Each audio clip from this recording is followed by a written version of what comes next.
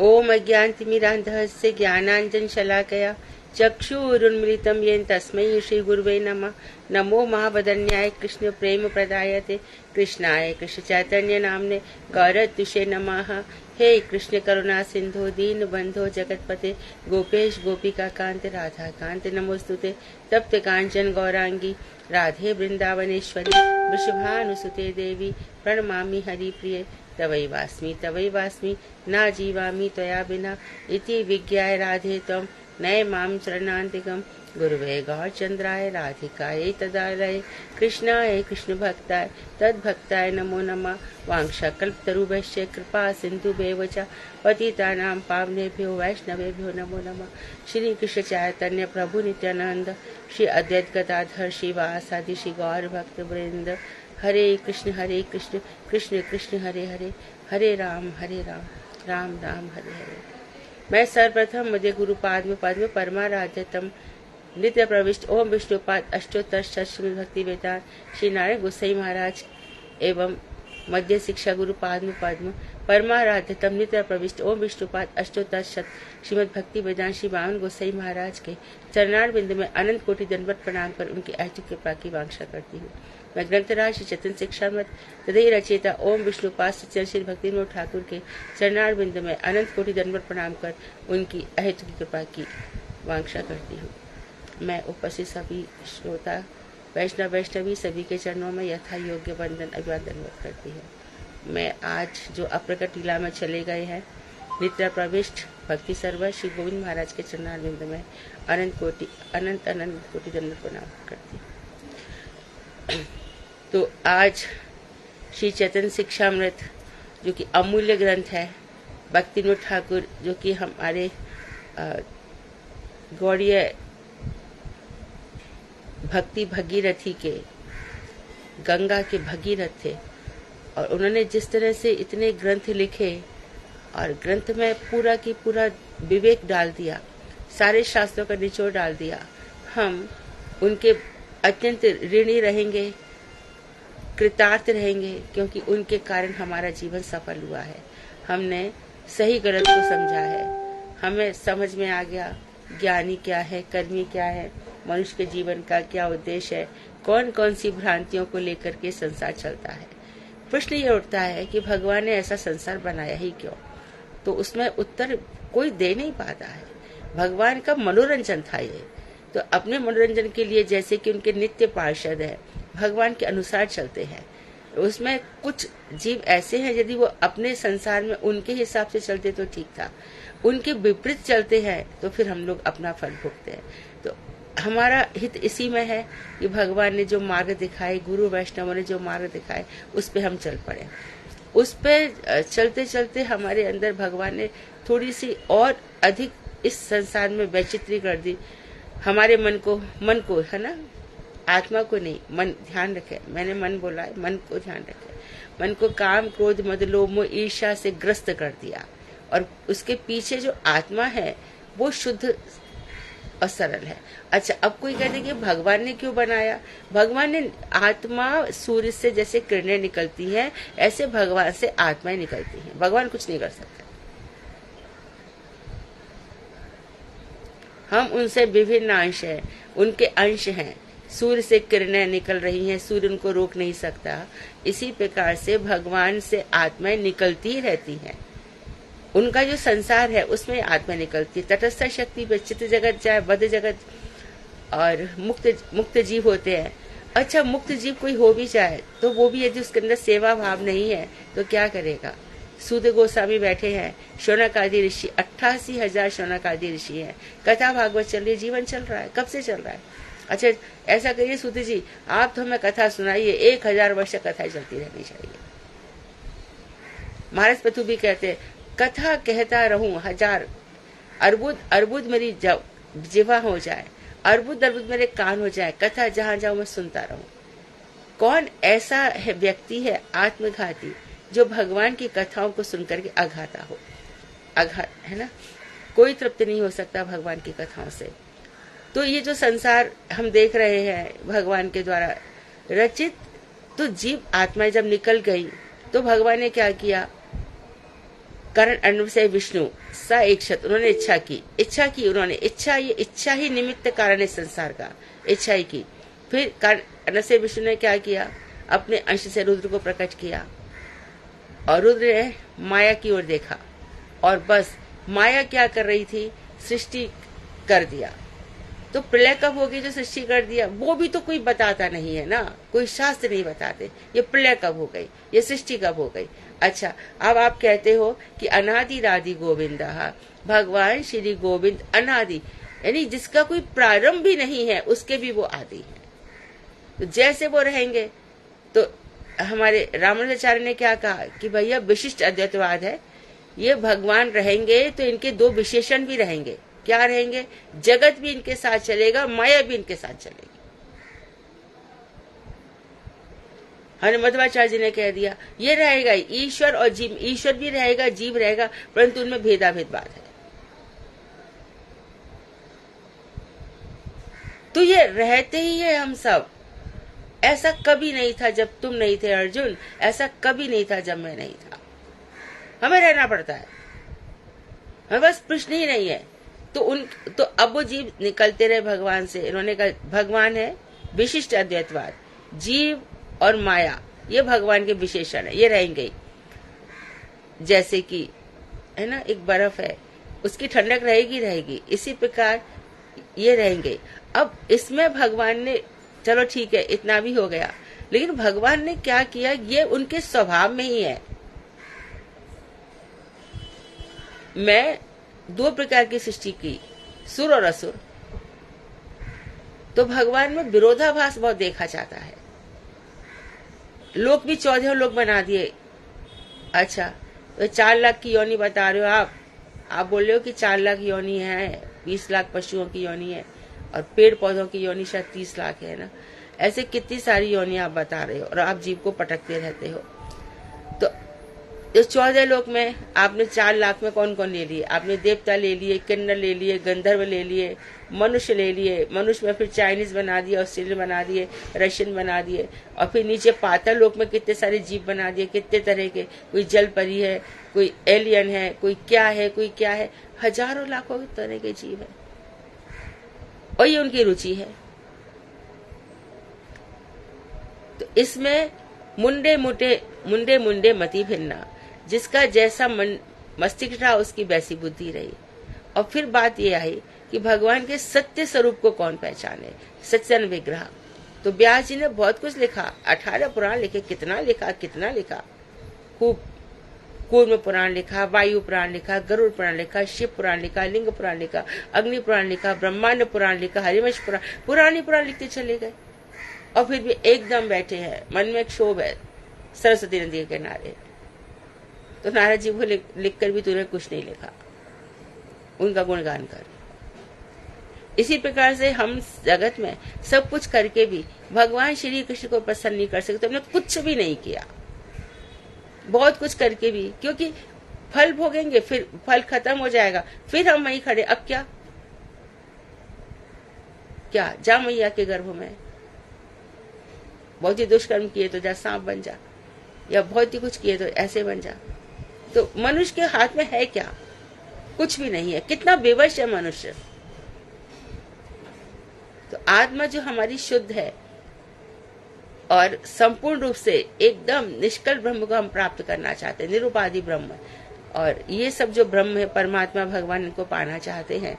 तो इसके लिए जो चैतन्य शिक्षामृत ग्रंथ है, हमें अच्छे से बताया गया। ये कुछ लोग ईश्वर को मानते हैं, कुछ नहीं मानते, कुछ निरीश्वरवादी है, और कुछ ईश्वर की कल्पना करते हैं, कुछ ईश्वर को सेश्वर है लेकिन समझते नहीं है कि ठीक से ईश्वर कौन है।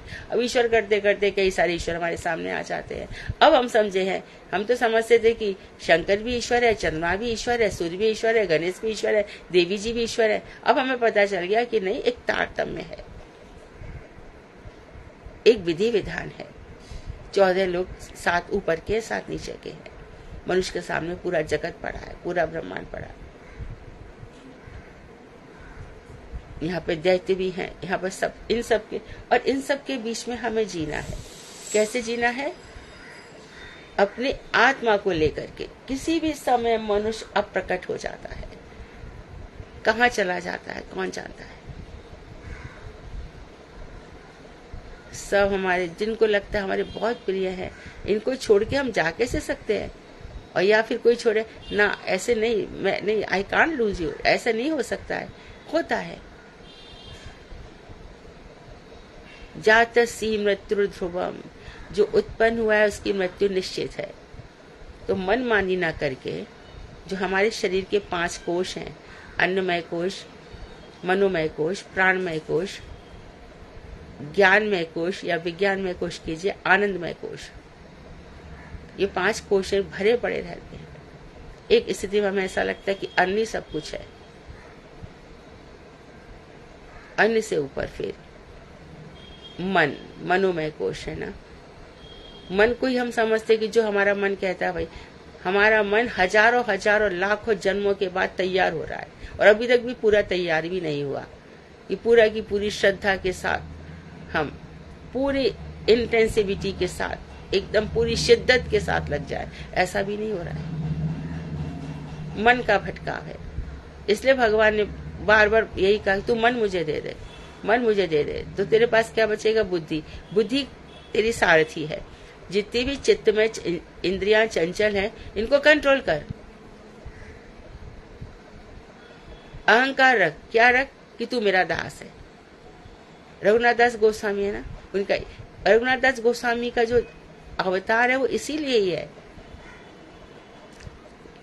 लाख लाख प्रयासों के बावजूद जब उनके पिताजी उनको सब रोक रहे हैं, उन्होंने भजन कहां से कहां लाकर, कहते हैं ना कि अर्श से फर्श पर आ गए, ऐसी जो स्थिति है। कैसे चावल खा रहे हैं, है ना, गाय के उच्चिष्ट चावल खा रहे हैं, और वो हमारे गौड़ीय वैष्णवों के आदर्श बन गए। तो त्याग, कैसा त्याग है जिसमें भगवान से इतना प्रेम है, इतना प्रेम है। महाप्रभु पग पग पर उनकी परीक्षा ले रहे हैं, और जब वो खुद ऐसे चावल खा रहे हैं तो देखा आकर के, जैसे वो चावल खा रहे थे, आपने बीच में से हाथ दे लिया, मुंह में रख लिए, ऐसे उन्होंने उसमें किया। सुदामा जब चावल लेकर के आए,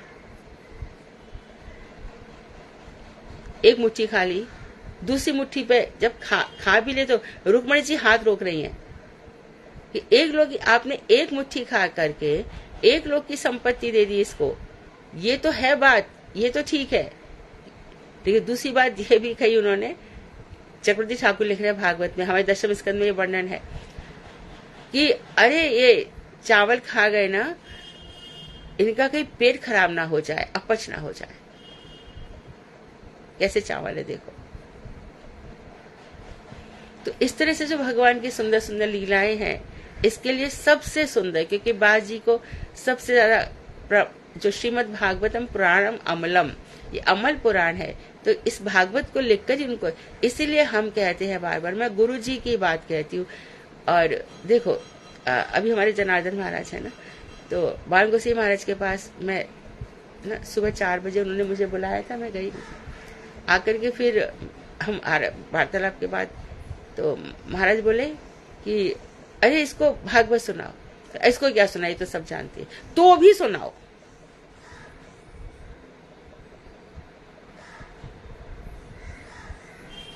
तो मैं जो आपसे कहती हूँ ना, मैं वही सब कुछ कह रही हूँ जो गुरु वैष्णवों से मैंने सुना है, और मैंने देखा है उसी में हमारा कल्याण है। किसी, देखो चीजें सबके सामने क्या नहीं है, धर्म अर्थ काम मोक्ष मेरे भी सामने, उसके भी सामने, उसके भी सामने, घर परिवार मेरे भी सामने, उसके सामने, उसके सामने, परंतु बात बनती नहीं है, कुछ भी मिलता नहीं है, कुछ भी हाथ नहीं आता।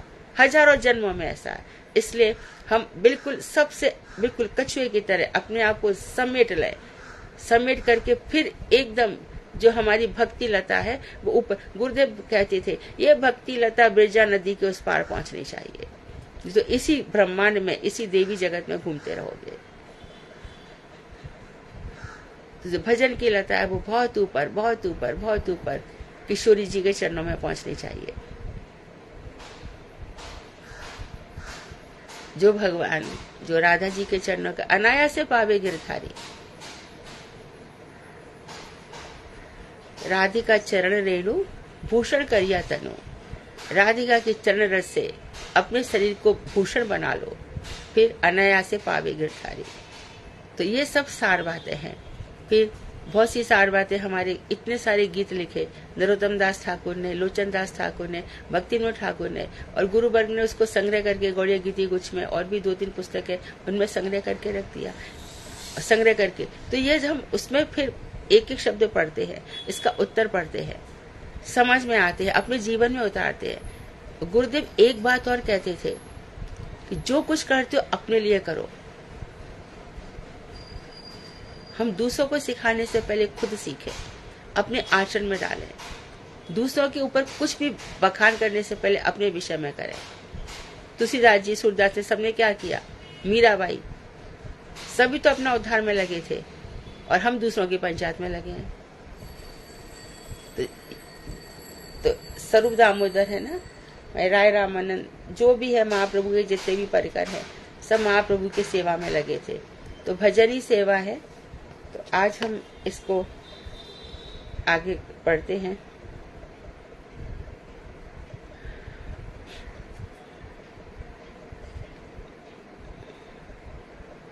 जीव के लिए भक्ति परम पुरुषार्थ यहाँ से पढ़ना है क्या, कि उसके पहले से है? अंतर्मुख जीवन, ठीक है। बहिर्मुख जीवन तो बाहर की तरफ हो गया। अंतर्मुख जीवन, इसका हमारा तीसरा उपाय युक्ति युक्त या उपयुक्त, एकदम ठीक है। कैसा? क्योंकि चित्त का जिस विषय के प्रति अनुराग है उसी के अनुकूल रूप से कार्य होता है। जहाँ पे हमारा अनुराग होता है चित्त वहीं भागता है, उसी की दिशा में प्रयास भी करता है। चित्त स्वादिष्ट खाद्य में आसक्त है। अच्छा भोजन है ना, आज इडली, कल पाव भाजी, परसों पिज्जा और मैगी, कैसे कैसे हमारी। और एक अच्छा, तो हमने देखा भाई चित्त की चंचलता है। हमने यहाँ वहाँ का चाइनीज फूड एक्सेप्ट कर लिया, वहाँ का थाई फूड एक्सेप्ट कर लिया, वो सब फूड हमने एक्सेप्ट कर लिया। देखा कि अब हमें बताया जा रहा है कि उसको खाने से तो अपच हो जाती है। तो हमारे यहाँ षड्रस व्यंजन है ही ना, खाओ, करेला भी खाओ, पालक भी खाओ, गन्ने का रस भी पियो। इन सब से आपको एकदम शरीर आपका स्वस्थ रहेगा। और परमान्न, मठों में खीर रोज बनती है। हमने पूछा है परमान्न, मैंने पढ़ा भी है कि खीर परमान्न क्यों बनती है। तो खीर इतनी उसमें पकाई जाती है, दूध में चावल इतने पकाए जाते हैं, तो वो हमारे लिए औषधि का काम करती है। खीर रोज खाने से बुखार नहीं आएगा, ऐसा भी मैंने आयुर्वेद में कहीं पढ़ा था। तो ये सब चीजें बनाई गई हैं। तो स्वास्थ्य की दृष्टि से सब प्रकार के व्यंजन हमें खाने चाहिए। ले हलवा खाओ, जरूर खाना चाहिए। क्यों? हलवा में क्या है? शुद्ध गाय का शुद्ध घी हो और उसमें गुड़ डालो। किसका बनाओ? आराम से बनाओ, सूजी का बनाओ, या सर्दी बहुत है तो बाजरे के आटे का बनाओ। यदि जैसा हमारे पेट को है, इससे ठाकुर जी भी घर में प्रसन्न रहते हैं कि कुछ भजा ऐसा बना करके लाई, कुछ तो ऐसे रोज रोज जीवन में स्वाद बना रहेगा। जीवन बेस्वाद नहीं होना चाहिए। और मुख्य बात ये याद रखना कि लंबे समय तक चाहते हैं हम कि हमारी जिह्वा शुष्क ना हो, तो कभी किसी की बुराई मत करना। जिह्वा को भी तभी आनंद आता है, हमारी जिह्वा को, जब इसमें हरी चर्चा होती है और संतों के गुणों का बखान होता है। तो जीवन में शुष्कता आ जाती है। दूसरों की पंचायत करने से हृदय नीरस हो जाता है, और हरि कथा करने से खूब आनंद आता है, खूब आनंद आता है। तो जिसके प्रति आसक्त है उसे भगवत प्रसाद रूप से ग्रहण करने पर भगवत भाव का प्रचुर अनुशीलन एवं विषय राग दोनों एक ही साथ कार्य करने लगे। तो जिसको जो अच्छा लगता है वो उसको भगवत प्रसाद रूप से ग्रहण करने पर, है ना, भगवत भाव का प्रचुर अनुशीलन हुआ एवं विषय राग दोनों एक ही साथ कार्य करने लगे। इससे उच्च रस के आस्वादन द्वारा निम्नस्थ राग शीघ्र ही उच्च रूप में परिणत हो जाता है। तो अभी तक जो तुम्हें अच्छा लग रहा था, तुम्हें वो पसंद आया, अब ये निम्न था, लेकिन जैसे ही भगवान का प्रसाद लगाने लग गए तो वो निम्न भी उच्च बन जाता है। तुलसी जी डालो भगवान का। अभी देखो, हम नरेला में थे, बराबर है, वहां पर कोई दीक्षित था ही नहीं।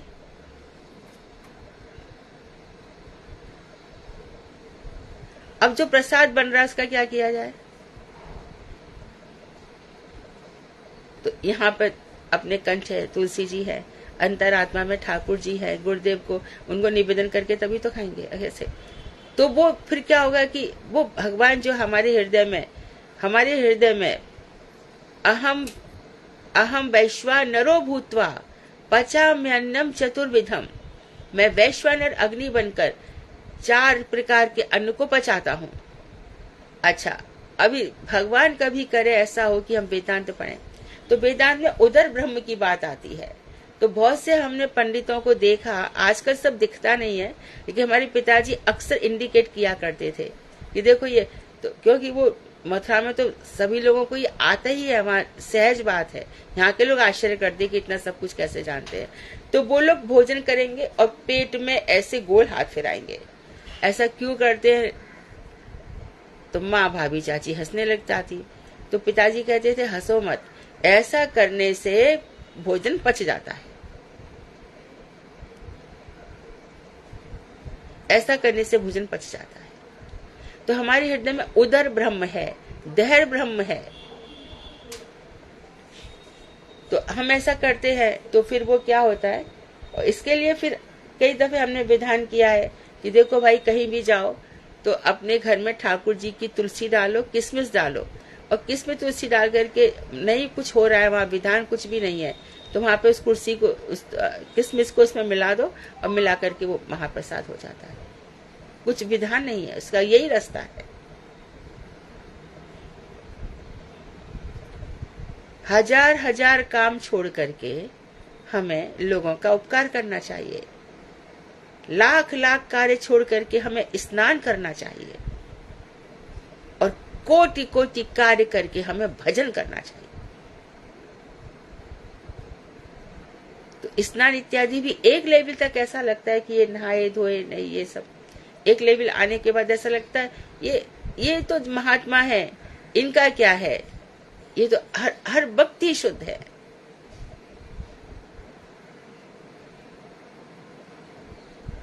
या स्मृत पुंडिकाक्षम सा भायाभंतरम शुचि ही, जो पुंडिकाक्ष का चिंतन करता है, जो पूरी रात भजन कर रहा है, सुबह उठ के भजन कर रहा है, उसका क्या तो स्नान और क्या नहीं।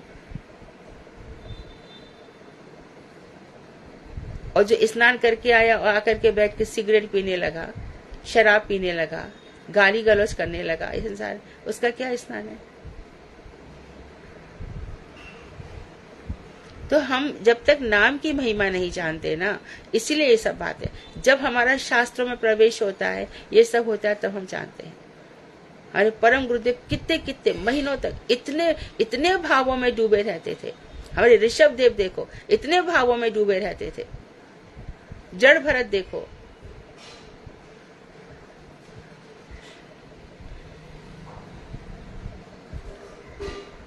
अब बता रहे हैं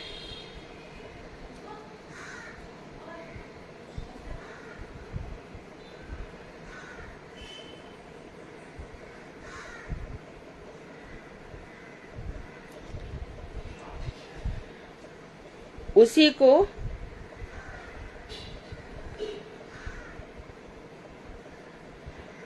गौरी भक्त निर्दिष्ट कर कर्म को पृथक कर दिया जाता है। अतएव उसी उपाय के द्वारा कर्म करने पर भी कर्म की सत्ता का लोप संभव हो सकता है। यानी कि ये कह रहे हैं, शारीरिक एवं मानसिक सारे कार्य एवं उस प्रवृत्ति द्वारा किए जाएं। क्या कि सभी कर्म गौरी भक्ति के रूप में दास बनकर मुख्य भक्ति के सब प्रकार से सेवा करता है। तप कर्म ये सब जो किए जाते हैं, ये जो बताए गए सारे की, तो जितने भी हम शारीरिक कर्म कर रहे हैं, मानसिक कर्म कर रहे हैं, ये सब गौरी भक्ति। लेकिन जो हम सब कुछ भगवान को अर्पण करते चले जा रहे हैं, तो ये हमारे सर्व कर्म मुख्य भक्ति के सहायक होते हैं। इसमें सब कुछ आ जाएगा, जो भी कर्म कर रहे हैं हम सब, नहाना धोना, ब्रश करना, कपड़े शुद्ध पहनना। कभी भी शास्त्र नहीं कहते कि कपड़े गंदे पहनो, कभी भी नहीं कहते कि शरीर से बदबू आनी चाहिए। भक्ति में एकदम अच्छा, हम कहते अरे उनको बड़ी चिन्मय है। चिन्मय कहाँ से आती है? चिन्मयता चिन्मयता आती है रोम रोम से भजन करने पर।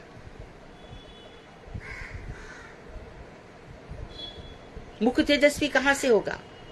जब हृदय पूरा की पूरा कल्मश शांत हो चुके हैं, सारे दुख शांत हो चुके हैं, सारे मोह लोभ शोक सब कुछ, वहां पे एकदम प्रेम की ज्योति जल गई है।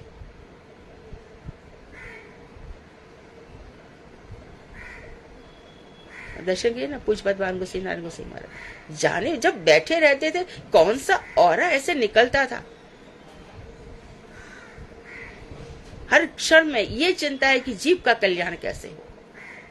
ऐसी सी जगह पर जाते थे जहां कोई जा नहीं सकता है, और वहां जाकर के नाम दे के आते थे। और इतना भी देखते थे कि इसके घर में पैसा नहीं है, तो वहां पे पैसे रख के आ जाते थे। वहां पता चला कि महाराज आ रहे हैं, तो गरीब बेचारा दुखी होता था, महाराज मेरे घर में ना आ जाए, आज मेरे घर में कुछ भी नहीं है, शाम को सब, अब सुबह कुछ लाऊंगा तो खाऊंगा। और महाराज वहां जाकर के छत टपक रही है और लेकर के छाता बैठ जा रहे हैं। महाराज रात भर सो कैसे सकेंगे? हमको सोना है, तुमको नहीं, हम सोएंगे।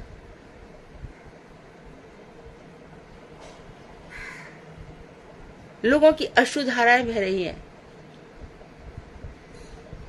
यहाँ करेंगे, उधर किशोरी जी उनसे कहेंगी, उनको आदेश देंगी। वहां से फिर टोटा गोपीनाथ उनसे कहेंगे अरे मेरा वस्त्र फट गया, वस्त्र लाओ। तो कैसे भगवान के साथ कनेक्शन है? भगवान हमारे लिए खड़े हैं हमेशा। कभी भी भगवान के भक्त कभी भी दुखी हो ही नहीं सकते। पर हम संसारी चीजें उनसे मांग लेते हैं, नश्वर वस्तुओं को मत मांगो। हम जो बिल्कुल ऊपर की तरफ जा रहे हैं, वो नीचे की वस्तु हमें क्यों देंगे? वो बिल्कुल नहीं चाहेंगे कि तुम एक होटल में जाकर के खाना खाओ। वो बिल्कुल भी नहीं चाहेंगे कि तुम एक सुंदर एक साड़ी पहन के खड़े हो जाओ, सुंदर सूट बूट पहन के, बिल्कुल नहीं, बिल्कुल भी नहीं चाहेंगे। वो तो ये देखेंगे कि इसका जो चित्त है, इसकी जो आत्मा है, वो मेरे चरणों तक कैसे पहुंची कि नहीं पहुंची। इसके हृदय में प्रतिष्ठा की आशा तो नहीं है, इसके हृदय में दंभ तो नहीं है, दूसरों को झुकाने की प्रवृत्ति तो नहीं है, झूठ तो नहीं बोलता, व्यभिचार तो नहीं करता, तो वो खड़े हमारे सामने। सुदामा ने क्या कहा था? मुझे कुछ नहीं चाहिए, क्यों मेरे को बोलती सारे टाइम द्वारका जाओ जो, द्वारका जाओ जो। बार बार परीक्षा लेके देख ले, मेरे ही हरि के पद पंकज, 12,000 ले देख परीक्षा, और इनको धन चाहिए बावरी, बामन को धन केवल भिक्षा। तो सहज रूप से, सरल रूप से जो भी भगवान हमें दे दे, ठीक है, क्या फर्क है? कुटिया में रहेंगे तो क्या हुआ, और बड़े बड़े महलों में रहेंगे तो क्या हुआ? शरीर तो नश्वर है। ये शरीर को, हम शरीर को जितना सुविधा भोगी बनाएंगे तो समय तो वेस्ट हो रहा है ना।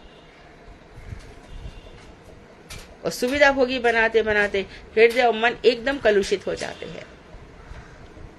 तो भगवान वहीं पर, जहां पर चित्त निर्मल जब हो जाता है, एकदम शुद्ध हो जाता है कि अब मेरे हृदय में आपके ही चरण हैं और कुछ है ही नहीं। आप बार बार देख लो, मुझे आपके अतिरिक्त और कुछ चाहिए तो आप बताओ, चलो आप देखो ना मेरे हृदय को। श्याम सुंदर आप ही हो यहाँ पर। किशोरी जी देखिए, वहीं पर रख लो, झाड़ू की शलाका बना दो, ब्रज के लता पता मोई कीजिए। अब लता पता एक पत्ती भी बना दो, इस संसार में मत भेजो। बहुत बेकार का संसार है।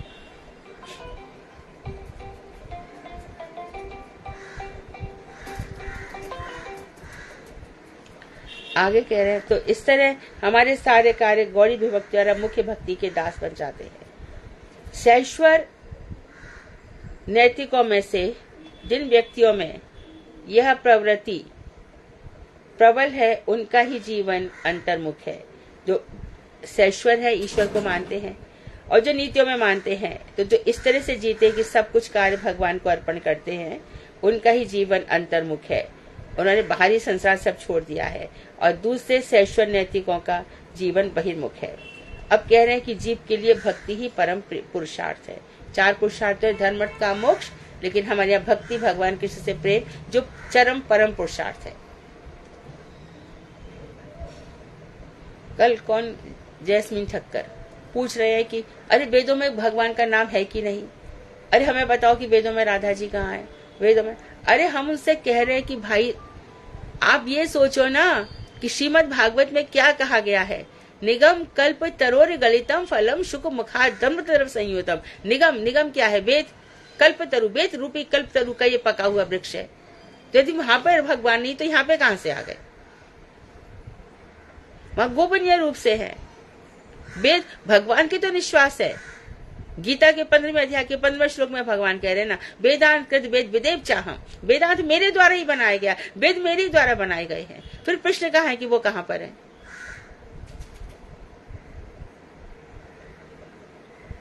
और फिर क्या कह रहे हैं भागवत में? सर्व वेद इतिहासानम सारम सारम समुद्रतम। सारे वेद और सारे इतिहासों का सार श्रीमद् भागवत में है। तो इन सभी पूर्व पक्षों का, जितने भी पूर्व पक्ष रखे गए, इन सब का खंडन कर भक्ति ही जीवों के लिए एकमात्र अनुष्ठान करने योग्य कर्तव्य है। यही बस भक्ति का ही हमें अनुष्ठान करना चाहिए। जो भी हमारे कार्य हो, भक्ति हो। यह सिद्धांत स्थिर हुआ, स्थिर मतलब निश्चित हुआ। भक्ति ही जीव का परम पुरुषार्थ है। भक्ति रेनेब नयति, भक्ति ही उनके पास ले जाती है। भक्ति रेव एनम दर्शयति, भक्ति उनका दर्शन कराती है। बिना भक्ति के कुछ मिलता नहीं है। आप मंदिरों में चले जाओ, है ना, आपने जाके देखा, आपने, हमने, मतलब मैं सबकी बात कर रही हूँ, भगवान बड़े बड़े सुंदर है, या अद्भुत सौंदर्य है, ठीक है, हमने देखा, ठाकुर जी आपका सौंदर्य, हाँ, मैं आपको प्रणाम। ठाकुर जी ने मेरा प्रणाम स्वीकार कब करेंगे? तो मेरा हृदय भी उतना सुंदर हो। अरे ऐसी वैसी चीजों को हम लोग ही नहीं देखते ना।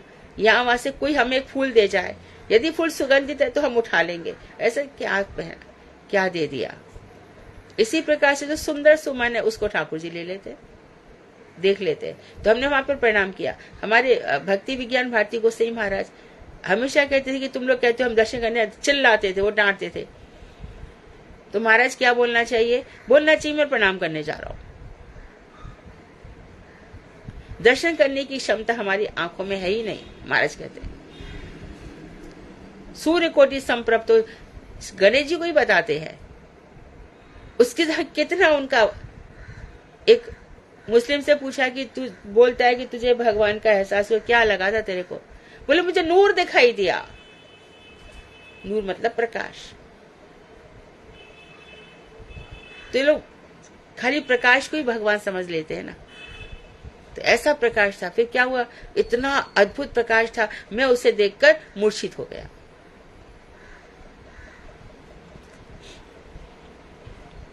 तो हम भगवान को प्रणाम करेंगे, है ना। यह जगत की उन्नति एवं अपने पारमार्थिक कल्याण साधन का विरोधी है तथा शांति और निर्मल आनंद द्वारा, अविरोधी निर्मल द्वारा जीव की भगवत प्रेम में डुबो देती है। जो प्रेम है वो क्या करती है? यह हमारे जगत की उन्नति और हमारे पारमार्थिक कल्याण साधन की अविरोधी है। इसी से जगत की, है ना, बर्थ टू बर्थ हम जन्म ले रहे हैं। जैसे जड़ भरत अंतिम जन्म में उन्होंने रघुगण को यही बताया है ना कि तू कभी राजा था, कभी मैं हूँ, समय बदल जाएगा। तो जन्म से जन्म हम लोग अपनी और उन्नति करते चले जाते हैं। जैसे कि गुरुदेव हमारे अक्सर लेक्चर्स में कहते, इस जन्म में इतना तो हो। हम हर गुरु पूर्णिमा पर जाते थे तो महाराज जी कहते थे पहले श्रद्धा, फिर साधु संग, लेवल ऊंचे होते जाने चाहिए, फिर भाव भक्ति या फिर प्रेमा भक्ति, तब तो समझेंगे कि गुरु पूजा हुई। लेवल बढ़ते जाने चाहिए, स्तर बढ़ते जाने चाहिए।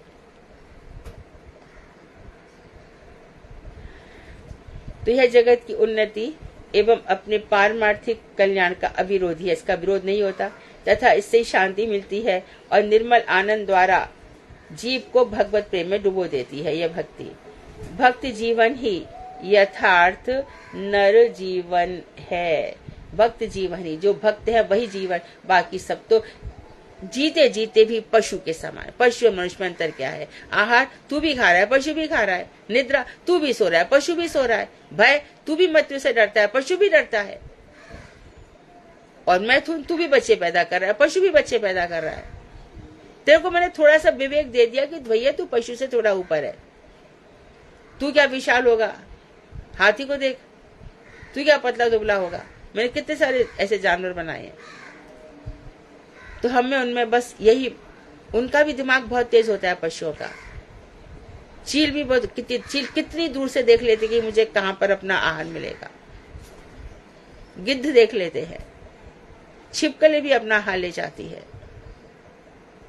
गैया, सब बछड़े, सबको अपना मिले। तो हमें उस पर यही अंतर है कि पशु बोल नहीं सकते, फील तो वो भी करते, फील तो पेड़ पौधे भी करते हैं।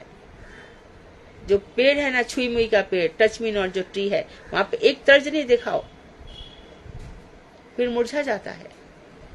जो लोग बॉटेनिकल स्टडीज करते हैं उनको सब पता चलता है कौन से वृक्ष को क्या चाहिए, उसकी जो सिंथेसिस प्रोसेस है कि किस तरह से वृक्षों में खाना पीना बनता है और कैसे वृक्ष सूर्य की तरफ ऊपर उठते हैं। उनको धूप चाहिए, कैसे वृक्ष कार्बन डाइऑक्साइड ग्रहण करते हैं, कब ऑक्सीजन छोड़ते हैं, ये सब कैसे बरगद का पेड़ और तुलसी जी का पेड़, पीपल का पेड़, ये भगवान ने, और वृक्षों में खुद ही भगवान ने कहा है कि वृक्षाणाम, मैं अश्वत्थ वृक्ष हूं, पीपल का वृक्ष हूं। और 15वें अध्याय के खुद ही भगवान ने कहा, ऊर्ध्वमूला मधा शाखम अश्वत्थम प्राहुरव्ययम। ये अश्वत्थ वृक्ष है, अब ये अविनाशी है, आत्मा कभी नहीं मरती। छंदांसी यस्य पर्णानि, इसके पत्ते वेद और छंद है।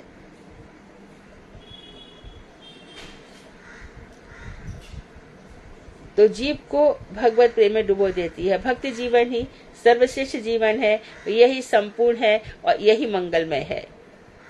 भक्त के 21 पीढ़ी तर जाती हैं। यदि उन्नत कोटि का वैष्णव हो तो 21। आज भैया हमारे पिताजी बहुत, अरे कहीं तेरे पिताजी कहीं भी हो, तू है तो तेरी 21 पीढ़ी पिताजी तर गए। मत मांग कि मेरे माता पिता का उद्धार करो, उद्धार हो गया। इतना भजन करता है वैष्णवों को देख करके, मानो किसी की कुल देवी भी हो तो उछल उछल के नाचती है कि देखो मेरे कुल में एक वैष्णव पैदा हुआ। ये क्या करेगा? मुझे ला करके भगवान श्री कृष्ण का प्रसाद निवेदित करेगा तो मेरा भी उद्धार करेगा। 10 महाविद्या है, कोई विरोध नहीं है, सब हमारे प्रणम्य है। सारे देवी देवता, किसी की निंदा नहीं करनी हमें, सब हमारे प्रणम्य है। लेकिन आराध्य देव हमारे भगवान श्री कृष्ण है और सब उनके दास दासी हैं। क्यों नहीं हम देवी को प्रणाम जरूर करेंगे, क्या हो गया उसमें? महाविद्या है वो। खुद भगवान ने कहा है, जब कंस के हाथ से छूटी है तब आकाशवाणी हुई है, तेरे जगह जगह अलग अलग प्रकार के नाम होंगे। काशी में तो अंबिका होगी, हमारी बम्बई में तो मुंबा देवी कही जाएगी। इस तरह से सब जगह बताए गए हैं। हरिद्वार में क्या नाम होगा सब। शिव जी भी तो हर रूप में है। अब बताओ, एक बात बोलो कि कंस ने भगवान रंगेश्वर की आराधना की कि नहीं की? और जब कृष्ण ने कंस को मारा तो रंगेश्वर बचा सके उसको? मरने दो, मेरे भगवान तो मार रहे हैं, इसको कौन बचाएगा? ठाकुर जी आए ना। रावण कितना शिव जी की आराधना करता था, बचा लेते शिव जी उसको। क्यों मेरे ठाकुर जी इसको मारे, तो मरना ही चाहिए, मैं क्यों बचाऊं इसको। तो ये सब गहरी गहरी अंदर की बातें हैं। यही जगत के लिए एकमात्र वैकुंठ या नित्य तत्व है। और इस जगत में हम तो वैकुंठ गोलोक धाम कहाँ है, अवध कहाँ, जहाँ राम निवास हो, और जहाँ पे वैष्णव जन रह रहे हैं। वैष्णव हृदय, मेरा जो हृदय, वैष्णव के हृदय में गोविंद विश्राम। वैष्णवों का हृदय ही गोविंद का विश्राम है। इसलिए ध्यान रहे, वैष्णव के हृदय को कभी जरा सा भी कष्ट मत देना। कष्ट तो किसी को भी नहीं देना है। यदि मैं आपसे बात कर रही हूँ तो आपके हृदय में गोविंद है कि नहीं, यदि वो मुझे नहीं देखते तो मेरी गलती है। तो वहां पे हम कैसे झूठ बोले, कैसे कपट करें, कैसे सब कुछ करें। सबके हृदय में तो ठाकुर जी है। तो यही वैकुंठ है, यही सब है। अब कह रहे हैं प्रेममय जीवन। जब भक्त जीवन साधन भक्ति का अनुशीलन करते करते भाव जीवन का अतिक्रम करते हुए, भाव जीवन अर्थात वही कौन सा, शांति, अव्यर्थ कालत्व सहन लेता है। अव्यर्थ कालत्व एक क्षण भी बेकार नहीं करता। मान शून्यता, उसको बिल्कुल किसी से सम्मान नहीं चाहिए। और नाम गाने सदा रुचि, नाम गाने में सजीव जो भाव भक्ति के लक्षण आ जाते हैं, तब उस जीवन का भी अतिक्रम करते हुए तब आ जाता है प्रेम जीवन में पदार्पण करता है। प्रेम में अवस्था में हो जाता है, जब हमारी जो पूरी मति है, मति रति सब भगवान में लग जाती है, प्रेम का अंकुर फूट जाता है। और फिर प्रेमी अवस्था में हम फिर प्रेम के स्तर कौन से, मान प्रणय राग स्नेह, मान प्रणय राग अनुराग, वहां तक इतना अनुराग, तो गोपियां अनुरागवती हो जाती थी। भगवान के से उनको इतना ही प्रेम था। तो ऐसे में जीव क्या करता है, भगवान की वार्ता करता है। भगवान की हमारी कल देखो भ्रमर गीत की बात हुई, कुछ पॉइंट्स उनके रह गए थे, कहती तो और भी अच्छा था। वो सुनाती हैं और उनको कल लगा के शॉर्ट होना चाहिए। उन्होंने क्या कहा, गोपियों राधा जी क्या कह रही है। जैसे भ्रमर है, भ्रमर क्या करता है, फूलों से रसपान करता है और फिर उनको छोड़ देता है। उसी प्रकार आपने हमें छोड़ दिया। जैसे विद्यार्थी अध्यापकों से पढ़ते हैं, फिर अध्यापक को छोड़ देते हैं, ऐसे आपने हमें छोड़ दिया। अरे छोड़ो इन सब बातों को, भण्यता मन्य वार्ता, कुछ और बातें सुनाइए। तो क्या राधिका अन्य वार्ता को सुनना चाहती है? प्रेम की अवस्था है। यहाँ मिलन में मोदन मादन है, या विरह में मादन है। तो मादन आख्य जो है वही परम प्रेम है। इसी को महाप्रभु समझ नहीं पाए। और हम तो पूछते कि भाई आप तो आज तक भी नहीं समझ पाए। आप राधा जी के भाव लेकर भी आ गए, राधा जी की जुती भी लेकर के आए, पर वास्तव में आप सहन कर पाए क्या? आपका एक एक मिनट में सात्विक विकारों के कारण, प्रेम के विकारों के कारण आप कभी इस कई की 8-8 हाथ लंबे हो जा रहे हो, और कभी कभी आप कच्छप इतना ज्यादा, फिर भी हम कहते हैं कि राधा जी के भावों को आप समझ नहीं पाओगे। कैसा विरहावेश है उनका। समुद्र को देखते तो यमुना याद आती है, चरक पर्वत को देखते हैं तो उनको गिरिराज पर्वत याद आता है। चारों तरफ जित देखूं तित शाम में ही है। तो कहीं भी चले जाओ, ये सोचते ना बहुत से लोग, अरे हम वहां जाकर के, ऐसा हमारे साधु संतों ने कभी नहीं किया कि वहां जाकर ही हमारा भजन होगा, यहाँ जाकर ही होगा। ऐसा बिल्कुल भी नहीं है। ग्रह था के बने था के, आप कहीं भी रहो, आपका भजन श्रेष्ठ होना चाहिए। भजन तो जीरो है। हम भजन के लिए सोची कि अनुकूल परिस्थितियां, अनुकूलता हमें कौन देने वाला है? कौन कहेगा अरे बैठ मैं तेरे से भजन कर, अरे मन भी नहीं लगेगा तुम्हें। चलो मैं 24 घंटे आपको कहती हूँ, मैं आपकी 24 घंटे सेवा करती हूँ, भजन कर। मन में भी तो कितनी सारी चीजें उल्लास। पहले मन की जो वृत्तियां हैं उनको तो मन की जो वृत्ति है वो भक्ति में होनी चाहिए। मन में कोई और प्रकार की बात ही ना आए। मन का स्वभाव भक्ति में होना चाहिए। तो जहां भी रहो वहां पे हो रहा है। गुरुदेव विदेश जा रहे, कोई कहे महाराज जी आप विदेश में कैसे रहते हो, वृंदावन छोड़कर? महाराज जी कहते मैं जहां हुआ वृंदावन है।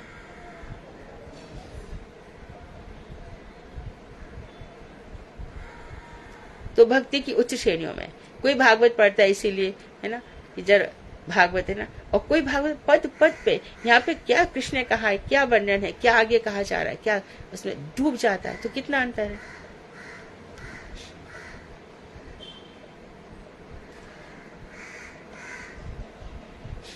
तब सर्व माधुर्य एवं ऐश्वर्य के प्रति भगवान श्रीनिवास उनका परम रस भंडार खोल कर आह्वान कर कहते हैं।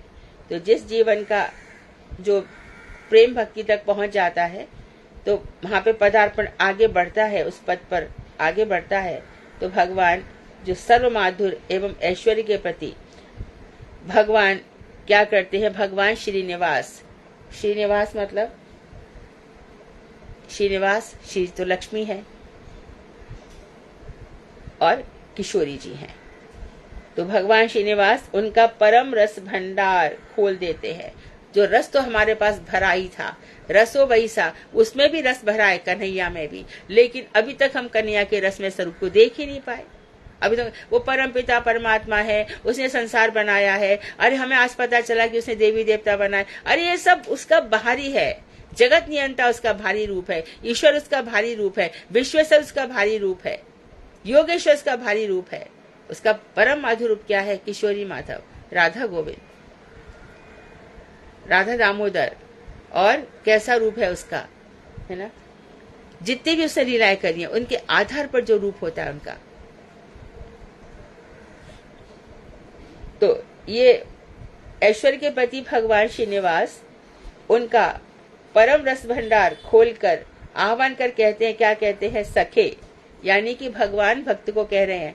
इसी प्रकार भागवत खोलोगे, पुरंजन उपाख्यान में बताया गया है कि अविज्ञात नाम का सखा हमारे हृदय में हमेशा रहता है। जैसे कि बृहद भागवत अमृतम में भी बताया कि भगवान मैंने तेरे को उस समय ये बात कहलवाई थी, मैंने उस समय तेरे को ये मंत्र दिलवाया था, मैंने उस समय तेरे को ये संदेश सुना ही नहीं, सुनता भी नहीं है, मैं तो कहता रहता हूँ। तो यहाँ पे भगवान क्या कहते हैं, सखे, यह भंडार मैंने यत्न पूर्वक तुम्हारे लिए ही भी रखा है, तुम्हारे लिए ही रखा है, तुम इसके एकमात्र अधिकारी हो। तुम मुझे परित्याग कर अब तक मेरी माया शक्ति के अंधकार में भटक रहे थे। मैं तुमसे मिलने के लिए अत्यंत मैं तुमसे मिलने के लिए व्याकुल था, भगवान कह रहे हैं। तो भगवान के लिए बहा हुआ एक आंसू बेकार नहीं जाएगा। रुके तो देखो, बिलाप करके तो देखो। रघुनाथ दास गोस्वामी ने बिलाप पुष्पांजलि लिखी, बिलाप रूपी पुष्पों की अंजलि, ठीक है। इसके लिए सदैव मैंने प्रयत्न भी किया कि तुम्हारे अंदर का जो रस भंडार है, मैं रस ब्रह्म हूं, तुम भी मेरे अंश हो, मैंने बहुत कोशिश की। आज बड़े आनंद की बात है कि तुम स्वयं मेरे पास आ गए। तुम मेरे नित्य नवीन प्रीतिमय श्री विग्रह की सेवा करते हुए अपार आनंद समुद्र में मेरे साथ क्रीड़ा करो। ये ठाकुर जी कह रहे हैं, तुम मेरे नित्य नवीन जो प्रीति में मेरा श्री विग्रह, मैं हमेशा कहती हूँ कि मंदिरों में तो दर्शन मिलेंगे और घर में तो ठाकुर जी को तुम्हारे हाथ से ही खाएंगे, तुम्हारे हाथ से स्नान कर, जैसा तुम रखोगे वैसा रहेंगे। जो प्रेम पूर्ण मेरा श्री विग्रह है उसकी सेवा करते हुए तुम क्या करो, अपार आनंद समुद्र में मेरे साथ क्रीड़ा करो। अभी होली आ गई, खूब उनके साथ होली खेलो, पुष्प चयन कर लाओ, ठाकुर जी चलो होली खेलते हैं। रसिया को नार बनाओ री रसिया को, तो सुंदर सुंदर होली के गीत सुनाओ उनको, है ना। तुम्हें भय नहीं है, शोक नहीं है, अब तुमको ना भय रहेगा ना किसी बात का शोक रहेगा, क्योंकि तुमने अमृत प्राप्त कर लिया है। तुमने मेरे लिए सभी बंधन तोड़ डाले हैं। तुम अब किसी के बंधन में नहीं हो, न पत्नी न पति के, न बहन के, न माता पिता भाई, न बच्चे बच्ची, कोई बंधन तुम्हारा नहीं है। न समाज का बंधन, न ऑफिस का बंधन, न कलेक्टर का बंधन, मैं बैंक का कर्मचारी हूँ, मैं वहां जाता हूँ, कोई बंधन तुम्हारे लिए नहीं है। मैं तुम्हारी प्रीति का ऋण शोध नहीं कर सकता। तुम जितना मुझसे प्रेम करते हो, तो मैंने गोपियों से भी कह दिया, तुम्हारे प्रेम में चुका नहीं सकता। और तुम जब मुझसे इतना प्रेम करते हो, दिन रात तुम्हारे आंसू बहते, मैं कैसे चुकाऊंगा। तो तुम क्या करते हो फिर कि भक्त जहां जहां जाता है मैं उसके पीछे पीछे जाता हूँ। क्यों जाते हो? उसकी चरण धूल अपने सिर पर लेता हूँ। क्यों? जितना मुझसे प्रेम करता है मैं उसको अपने सिर पर, मेरे पास रास्ता क्या है, मैं इसका ऋण कैसे चुकाऊं, क्योंकि संसारी पदार्थ इसको चाहिए ही नहीं। कि चरण रज मैं मस्तक पे धारण करते हैं। भागवत का श्लोक है। तुम अपने कार्य द्वारा स्वयं संतुष्ट हो जाओ, तुम जो कर संतुष्ट हो जाओ। तो श्री चैतन्य शिक्षामृत को छोड़कर जो लोग दूसरी शिक्षाओं को ग्रहण करते हैं, ऋषभ देव जी ने उसके संबंध में श्रीमद् भागवत के 5म स्कंध के 5वें अध्याय में एक उपदेश प्रदान किया है। तुम उसे यत्न पूर्वक अपने मस्तक पर धारण करो। क्या कहा है उन्होंने? गुरु न स्यात्, स्वजनो न स्यात्, सा स्यात्, पिता न स्यात्, जननी न सा स्यात्, दैवम न तत् स्यात्, न पतिश्च स्यात्, और न मोचेत यह समुपेत मृत्युम। श्रीमद् भागवत का 5वें स्कंद का 5वें अध्याय का 18वां श्लोक, जिसका अर्थ ये है कि अर्थात भक्ति पथ के उपदेश द्वारा तुमने क्या किया है? जो व्यक्ति समुपस्थित, जो मृत्यु हमारे नित्य निरंतर हमारे सिर पे ही खड़ी है, मृत्यु रूपी संसार से मोचन नहीं करा सकते, जो व्यक्ति मृत्यु रूपी संसार से हमारा मोचन नहीं करा सकते, वे गुरु नहीं है। ऐसा गुरु जो हमें शिक्षा नहीं देता वे गुरु कहलाने योग्य नहीं है। वे स्वजन, उनको स्वजन, ये हमारे जन ऐसा नहीं कह सकते, वे स्वजन नहीं है। वे पिता नहीं है और वे माता नहीं है। अर्थात उनका गर्भ धारण करना, माता का गर्भ धारण करना अनुचित है कि अपने बच्चे को वैष्णवी नहीं बना सकी या वैष्णव नहीं बना सकी। वे देवता, और जिन देवताओं की हम उपासना कर रहे हैं, देवी देवताओं की, यदि वह भगवान श्री कृष्ण के चरणों में नहीं पहुंचा सके तो वो देवता नहीं है। अर्थात उनका पूजा ग्रहण करना अनुचित है। पूजा भी ग्रहण मत करो। गीता का 7वां अध्याय, भगवान कह रहे कि देख तू बहुत अल्प बुद्धि है, मैं कह रहा हूँ तू देवी देवताओं की पूजा करता है ना? हाँ करता हूँ। तो ये पूजा है ना, ये तो मेरे पास आ जाती है, क्योंकि देवी देवता सारी पूजा मुझे अर्पण कर देते हैं। गीता में भगवान कह रहे हैं। तो फिर क्या तू नहीं आता? क्योंकि तू मुझे चाहता ही नहीं है। पूजक नहीं आता, पूजा आ जाती है। एवं वे पति नहीं है, अर्थात उन्होंने पत्नी का पाणी ग्रहण किया ही नहीं, उसने उचित नहीं है, जो अपनी पत्नी को भगवान की भक्ति में नहीं लगा सकता। तो जो भी पुरुष ये सुन रहे हैं उनको देखना चाहिए कि भगवान उनके लिए क्या कह रहे हैं। यदि तुम पत्नी को ब्याह करके लाए हो तो अपनी पत्नी को भगवान श्री कृष्ण के हाथों में अर्पण कर दो, तुम्हारा घर संसार सब अच्छा चलेगा।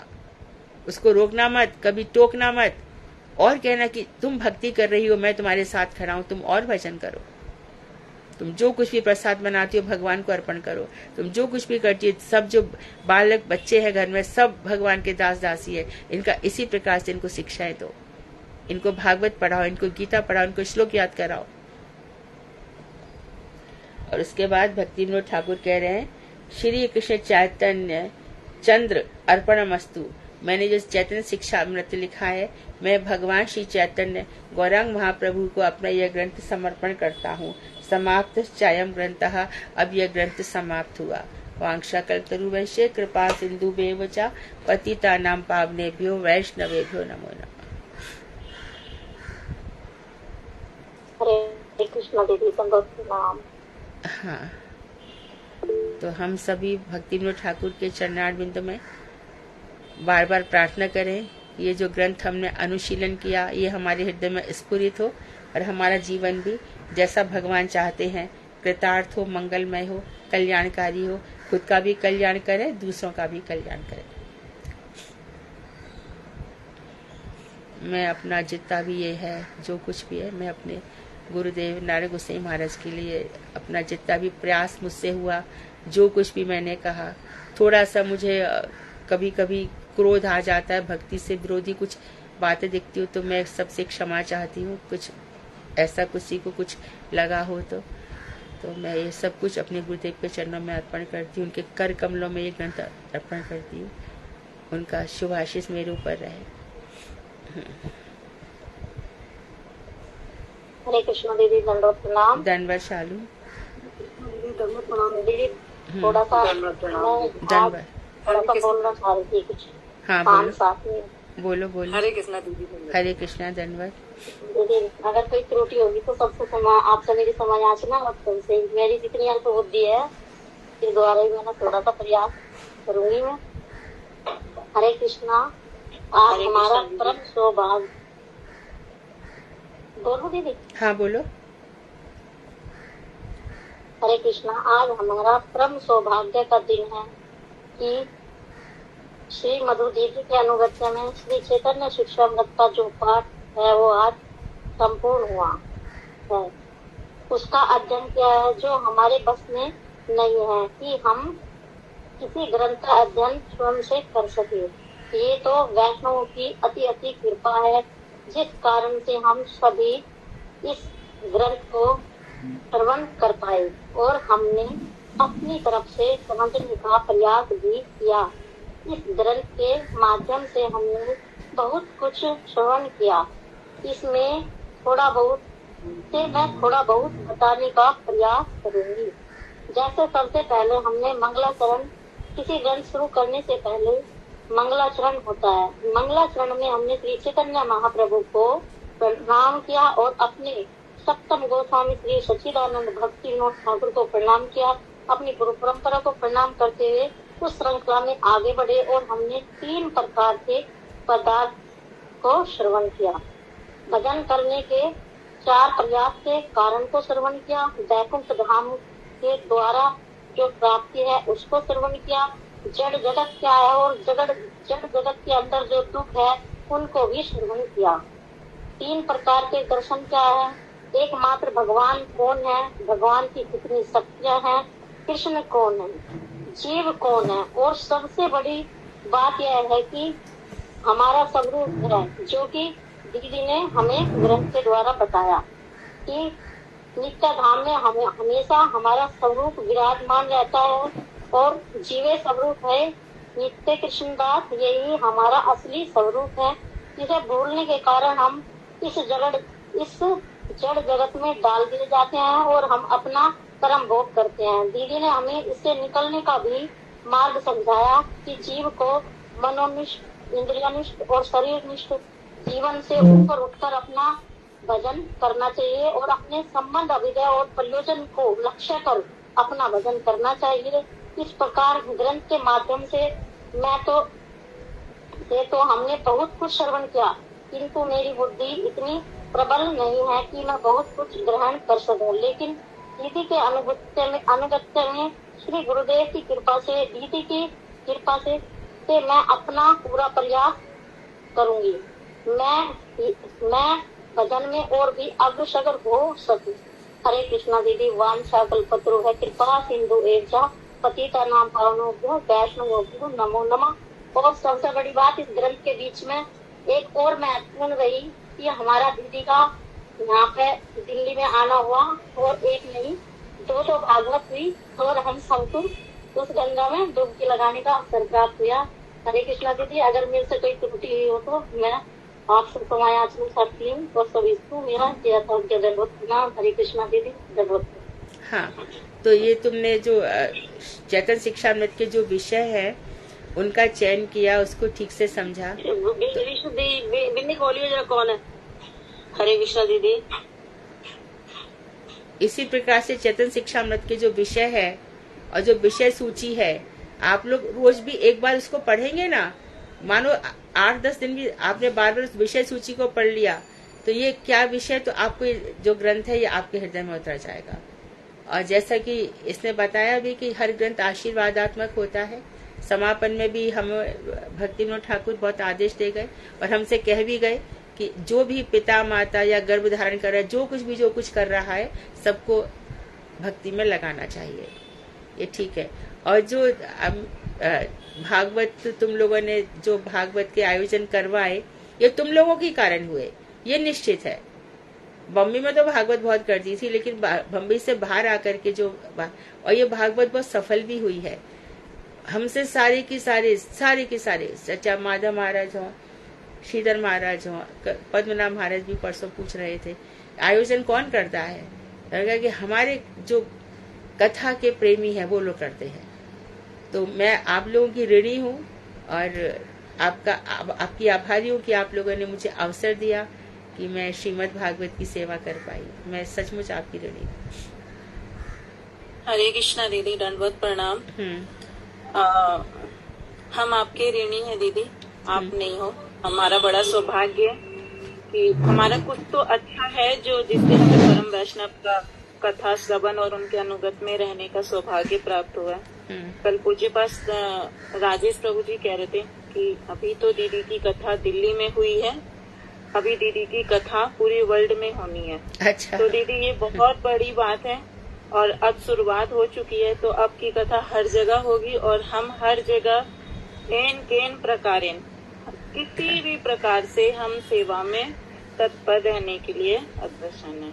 तुम लोग की सब लोगों की भाषा इतनी साधु भाषा हो गई है ना, पूरे वैष्णव सदाचार से संपन्न। बहुत सुंदर शब्दों का प्रयोग करते हो, बहुत सुंदर। हरे कृष्णा दीदी। हाँ दीदी मैं भी बोलूं कुछ? हाँ बोलो। हरे कृष्णा। मैं दीदी आपके आने से पहले कभी मैंने भागवत ऐसे टीवी में देख ली, ऐसे सुन ली, लेकिन मुझे इतना कभी ज्यादा मैंने इंटरेस्ट नहीं लिया था। तो मेरे को लोग कीर्तनियां कहते थे, लेकिन मैं कभी इसमें नहीं आई, क्योंकि मेरी जो ड्यूटी थी, पुलिस की ड्यूटी थी, हम लोगों को बस वही याद रहता था। लेकिन मैंने जब से आपकी भागवत सुनी तो मेरे को तो जैसे कोई जादू सा हो गया और मैं तो आपसे पीछे हट ही नहीं पाई। और मेन सुधा दीदी के कारण तो मैं आपसे इतनी जुड़ गई, कुछ कहने की बात नहीं। आप तो मुझे आपका डांटना, प्यार करना, सब कुछ इतना अच्छा लगने लगा, कुछ कहने की बात नहीं। अब आप जा रहे हो ना, मुझे पता नहीं मेरे दिन कैसे कटेंगे। आप रोज महाप्रभु के दर्शन करना, IGBT मीडिया में है ना, रोज उसमें देखना, और गौरांग महाप्रभु का, नित्यानंद ठाकुर का रोज चिंतन करना। ठीक है। हरे कृष्णा दीदी। एक बात बताऊं, पहले मैं इतनी वो थी ना, मैं 6 बजे से पहले कभी उठती नहीं थी। सब्जियां भी रात को काट के रख लेती थी कि बना के सुबह इसको ऑफिस चली जाऊं। लेकिन दीदी अब मेरा नियम बन गया, 4 बजे से पहले मैं उठ जाती हूँ। बहुत सुंदर, बहुत अच्छा। हरे कृष्णा दीदी। हरे कृष्णा दीदी। हरे कृष्णा, हरे कृष्णा। हाँ, मेरा बहुत बड़ा भाग्य है दीदी, आपके चरणों में मैं पहुंच पाई। यहाँ तक कैसे पहुंची ये नहीं पता, बस सालू दीदी का बहुत बहुत उपकार है। जो मुझे तो कुछ भी नहीं आता, बिल्कुल भी नहीं आता। मैं आवाज पहचान नहीं पा रही, कौन बोल रहा है? सत्यवती चौहान बोल रही हूँ। सत्यवती चौहान, आज आपको कथा कहनी है। हाँ जी दीदी, बस आप जो बोल पाऊंगी मुझे तो पता नहीं चल रहा। बोलिए। हाँ, कथा कहिए दीदी। हाँ। बाकी हमारे अपराधों को क्षमा करना दीदी, मुझे कुछ भी नहीं आता, बिल्कुल नहीं। कथा कहिए। हाँ ठीक है, ठीक है। हरे कृष्णा दीदी, दंडवत प्रणाम। धन्यवाद दीदी। मैं तो बैक बेंचर हूँ, बाकी मैं कुछ कहने के योग्य नहीं हूँ। सुनती जरूर हूँ, पर आपको कुछ कहने सुनने के आप सब जगह भक्ति रस का आनंद लेते हो। दीदी ऐसा कुछ नहीं। दीदी आज एक परम वैष्णव चले गए, आपको शायद पता लगा। हमें बताया। हाँ। तो मेरी आधे से अधिक किताबों का विमोचन उन्होंने ही किया था। हाँ जी, मुझे प्रभु जी ने बताया कि दीदी को पता शायद होगा, बता देना। फिर भी बता रहे थे कि विमोचन आपके मेरी कई किताबों का विमोचन उन्होंने ही किया था जी। कौन? वो भक्ति सर्वस्व गोविंद महाराज। वो कब? आज सुबह 10 बजे प्रकट हो गए। सत्यवती जी आप कथा कहिए। हरे कृष्णा दीदी, दंडवत प्रणाम। श्री श्री गौरांग गांधी का दिनारी राधा।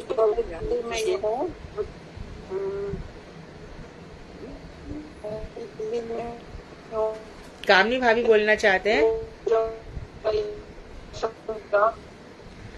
आवाज कट रही है, आवाज कट रही भाभी जी। आवाज कट रही है। अभी आई, बोलिए। अच्छा। हाँ नहीं, मैं ये कह रही हूँ, इतने साल दिल्ली रही और जब मैं बॉम्बे आई तो मुझे बड़ा दुख लगता था कि मैं क्यों दिल्ली छोड़ के बॉम्बे जा रही हूँ।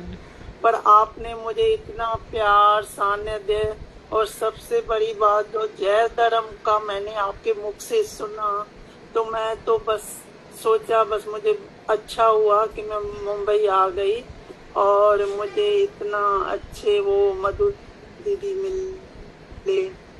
और जब भी मैं भागवत में आई आपने बहुत प्यार दिया, बहुत ही मतलब दुला किया, मैं कभी नहीं भूल सकती वो। और अभी मैं बॉम्बे रहती हूँ तो मुझे खराब नहीं लगता है, क्योंकि आपके प्रोग्राम अटेंड करती हूँ, आपकी कथा सुनती हूँ, तो मैं कहती हूँ भगवान जो कुछ करता है अच्छा करता है, और गुरु जी जो भी कुछ करते हैं अच्छा ही करते हैं। भगवान हमें छोड़ नहीं सकते, सही बात है। हाँ, तो देखो एक मैं यहाँ छोड़ा दिल्ली में, यहाँ हर साल भागवत होती थी और काफी हम मतलब उसमें पार्टिसिपेट करते थे, पर मैं बॉम्बे में कभी भी वो मतलब मुझे इतना मिस नहीं किया, क्योंकि आपको मैंने जब फोन किया आपने एकदम से जय धर्म की रिकॉर्डिंग भेज दी, तो मैं अपना बस उसी में मस्त हो गई। बहुत सुंदर, बहुत बहुत धन्यवाद। और अभी मैं दिल्ली में आई हूँ और थोड़ा दिन वृंदावन भी जाऊंगी, पर मैं वो टांगों की तकलीफ है इसलिए ना वो नवदीप नहीं आ सकती। ठीक है, तो मैं वृंदावन ही सोचा थोड़े दिन जाके वहाँ रहूंगी। हाँ ठीक है, वहाँ प्रेमान प्रभु से आप मिलेंगी तो मेरा भी दंडवत प्रणाम कह देना।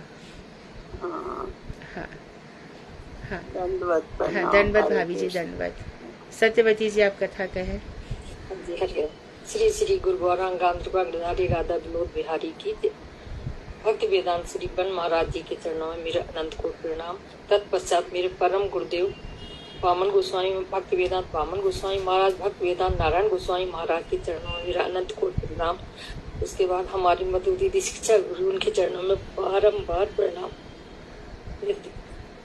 हरे कृष्णा दीदी, शुरू कर रही, पता नहीं कैसे बोल पाऊंगी। ये आराम से बोलिए। हाँ, वैष्णव बुलवाएंगे, आप थोड़ी बोलेंगे। हाँ बस दीदी आपकी कृपा। श्री सूत गोस्वामी ने कहा, इस प्रकार राजा युधिष्ठिर पहले प्रसंग बोलिए सत्यवती जी। प्रसंग कौन सा है आज का? प्रसंग वो भीष्म पितामह भीष्म चरित्र। हाँ, भीष्म पितामह का चरित्र प्रथम स्कंद। हाँ जी, हाँ प्रथम स्कंद। हाँ जी। श्री सूत गोस्वामी ने कहा, इस प्रकार राजा युधिष्ठिर प्रजा के विद्रोह की आशंका से भयभीत हो गए। ऐसी अवस्था में समस्त धर्मों के तत्वों को जानने के इच्छुक महाराज युधिष्ठिर भगवान श्री कृष्ण से कहे अनुसार कुरुक्षेत्र की ओर चल दिए, जहाँ श्री भीष्म देव सरसैया पर लेटे हुए थे। सोनकारी ऋषियों सब भाई स्वर्ण जड़त रथों पर सवार हुए, जिनमें उत्तम उत्तम अश्व जुते हुए थे। सभी भाई महाराज युधिष्ठिर का अनुगमन कर रहे थे तथा व्यास धौम आदि ब्राह्मण भी उनके साथ थे। हे सौनक जी, श्री कृष्ण भी अर्जुन के साथ रथ पर चढ़कर धर्मराज युधिष्ठिर के पीछे पीछे चलने लगे। उस समय समस्त भाइयों के साथ युधिष्ठिर कहिए, युधिष्ठिर नहीं, युधिष्ठिर कहिए। हाँ युधिष्ठिर, हाँ थिर, युधिष्ठिर, युधिष्ठिर, ठीक है दीदी।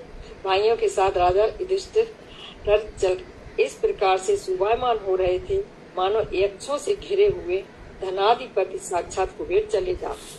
महाराज युधिष्ठिर आदि पांडवों ने भगवान श्री कृष्ण और अपने अनुचरों के साथ कुरुक्षेत्र में उपस्थित होकर देखा कि श्री भीष्म देव स्वर्ग से गिरे हुए श्रेष्ठ देवता के समान भूमि पर पड़े हुए हैं।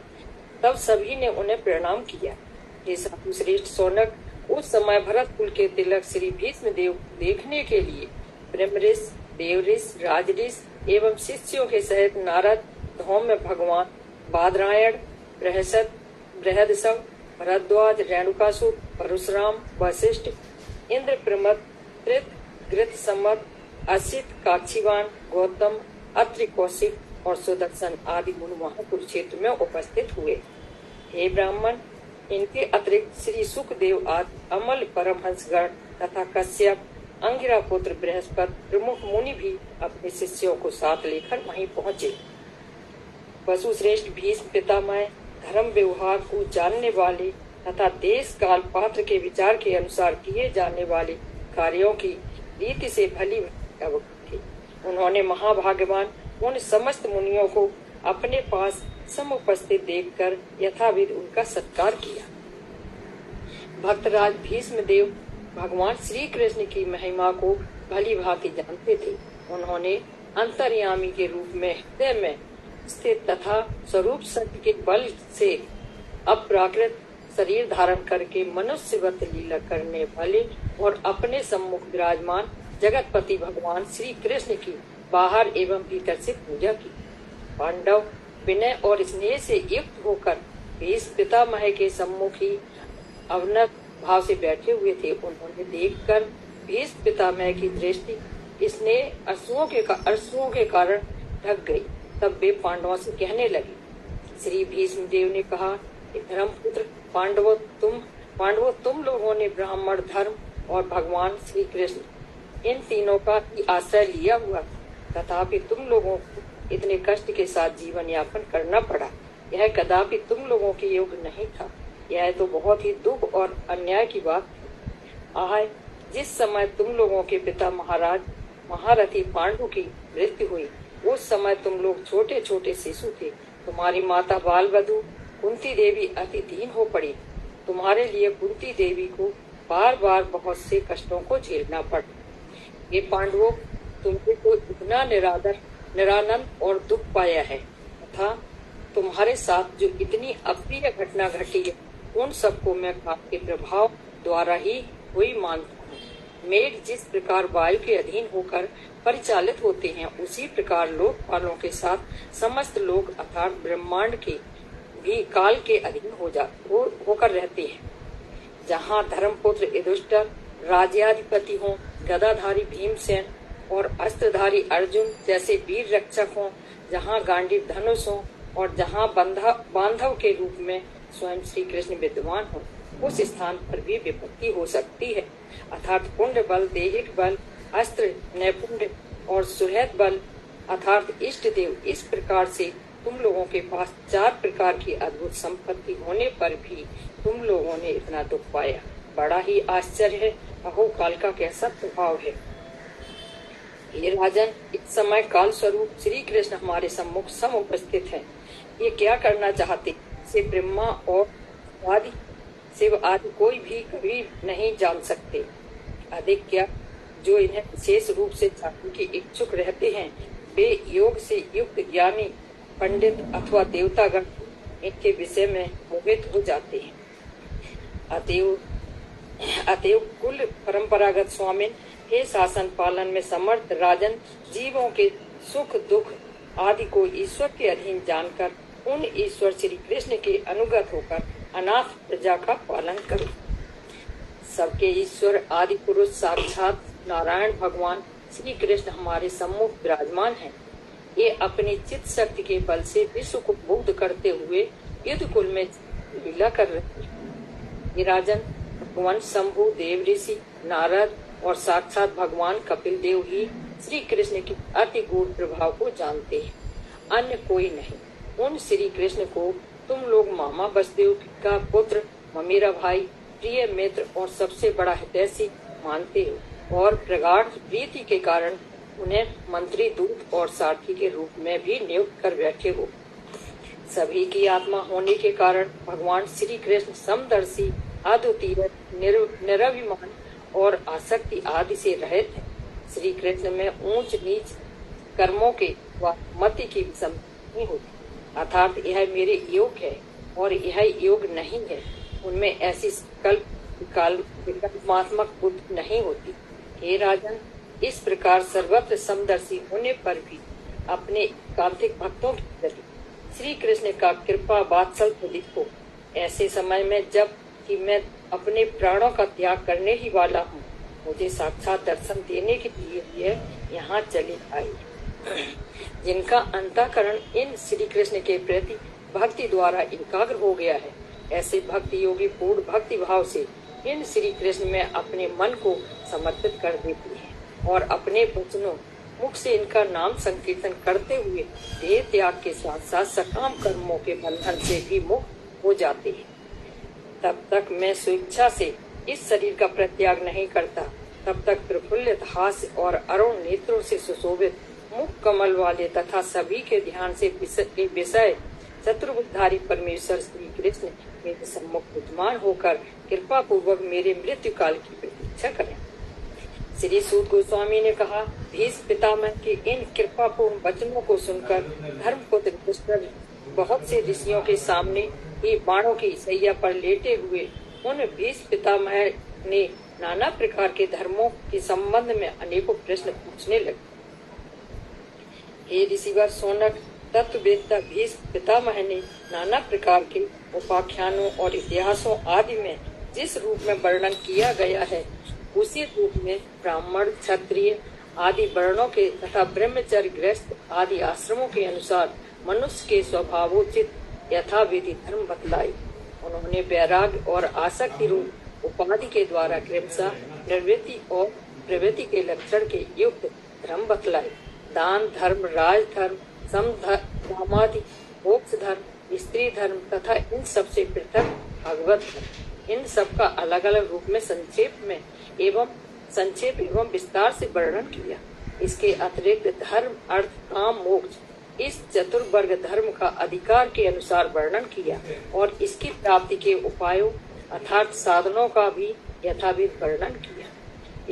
योगेश्वर, शालीब और मृत्यु को अपनी इच्छा के अधीन करने वाले भीष्म पितामह इस प्रकार के धर्म तत्व की व्याख्या कर ही रहे थे कि वह पवित्र उत्तरायण काल आ पहुंचा, जिसकी वे अपेक्षा कर रहे थे। उस समय हजारों रथियों के अधिनायक महावीर भीष्म देव ने कथा का उपसंहार करते हुए अपनी वाणी को विराम दिया और अपने समीप ही स्थित उज्ज्वल पीताम्बर धारण किए हुए चतुर्भुजधारी आदि पुरुष भगवान श्री कृष्ण को अपलक नेत्रों से निहारते हुए अपने मन को समस्त जड़ वस्तुओं से हटा विशेष रूप से उनमें निर्विष्ट इस प्रकार श्री कृष्ण में विशुद्ध ध्यान के कारण भीष्म देव के समस्त अशुभ नष्ट हो गए। भगवान श्री कृष्ण की कृपा दृष्टि के प्रभाव से श्री भीष्म पितामह की बाणों के चुभने से होने वाली पीड़ा तत्क्षण ही दूर हो गई। उनकी समस्त इंद्रियों की वृत्तियां शांत हो गईं। तदंतर महाबुद्धिमान भीष्म पितामह अपनी देह का परित्याग करते समय बड़े प्रेम से भगवान श्री कृष्ण की स्तुति करने लगे। श्री भीष्म देव ने कहा, मेरा मन अनेक प्रकार के साधनों का अनुष्ठान करने से कामना रहित हो गया है। मैं इस शुद्ध मन को षड ऐश्वर्य से परिपूर्ण परम स्वरूप नारायण के भी मूल अवतारी यदि चूड़ामणि के रूप में प्रसिद्ध तथा यादव एवं पांडवों के साथ परमानंद में मग्न रहने वाले भगवान श्री कृष्ण में समर्पित करता।